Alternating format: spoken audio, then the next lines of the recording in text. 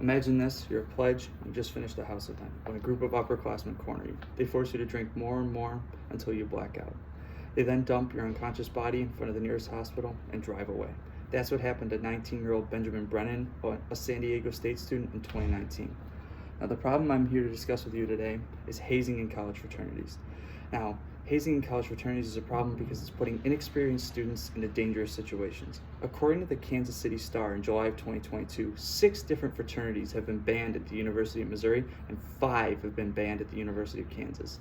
Now, these fraternities were banned for the excessive distribution of alcohol to minors, and this went above and beyond the normal disciplinary actions and actually led to the formal banning of these fraternities. Now, it's important to mention that the oldest of these bannings happened in 2016, and most of them have occurred since 2019. So you may even have some siblings that went to these fraternities or new friends that went to these fraternities. Now, the other major issue with hazing is that it can lead to severe injuries and even death. According to the San Diego Tribune in April 2023, a freshman at Florida University died after he fell out of his bunk and hit his head.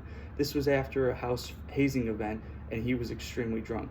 Now, the problem is most of these students are freshmen and are inexperienced with the effects of alcohol, and these hazing events cause them to overdrink and are unable to control themselves. There's also no adult supervision in these instances. Now, here's a graph to show why it's relevant. Now, this graph shows the number of hazing-related deaths starting in the 1840s and going all the way to the 2010s. Now, you can clearly see that starting in the 1990s, there's a massive spike in the number of fraternity-related hazing deaths. And that shows that this issue is very, very relevant currently. Now, it's very clear that hazing is an issue, but what are we going to do about it? Now, the major solution is increased legislation and education on hazing. First, let me explain some of the legislation that's already on the books. According to the Ohio Capitol Journal in April 2023, Collins Law acts as the main basis of legislation in the state of Ohio. Now, Collins Law is named after a student who passed away tragically in 2018 at Ohio State University after a hazing event. The law went into effect 3 years after his death, and it acts as sort of a curriculum for hazing-related cases. It offered increased education and increased punishments for those who violated the law. Now, the implementation of the law has led to increased education and accurate reporting. According to the Miami student in April 2023, the number of reported incidents at the University of Miami of Ohio has remained the same. However, the number of reports that actually led to investigations and action have greatly increased. This shows that the education has been working and students now know what to report and when to report it.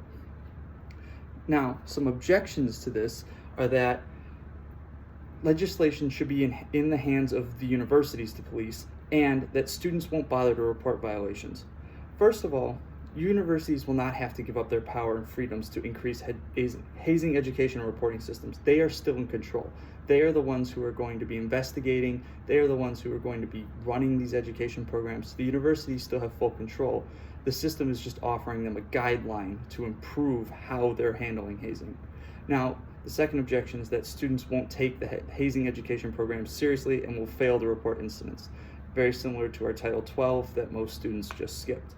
So, at the University of Miami of Ohio, the number of valid hazing complaints increased significantly after just 1 year of the increased legislation and education.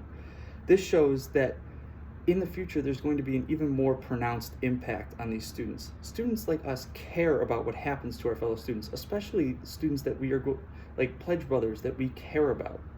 So you're going to do something to help a student that's victimized. Picture this, you're sitting at a frat house with your friends. The smell of beer and other substances fills the room.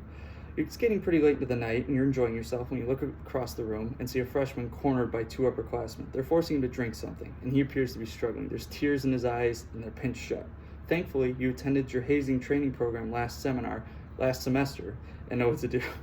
You walk over and calmly remove your pledge brother from the situation and lead him to his room. You keep him from climbing into his bunk and lay him in yours. You backpack him to make sure he doesn't roll over in his sleep. The next day, you file a hazing report with the university, and they take disciplinary action against those students. You can't help but think what would have happened if you hadn't known what to do. So what can you do right now? Now, the best course of action right now is to download the Safe Walks U of I app from the App Store.